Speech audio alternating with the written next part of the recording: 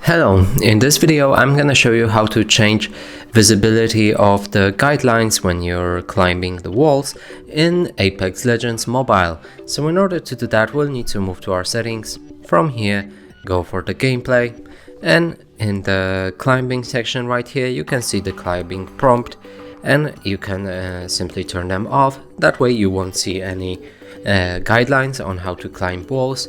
If you turn it on, you will always see them, as well as the failures, and if you enable failures only, you will only see the climbing marks when they're not able to be climbed.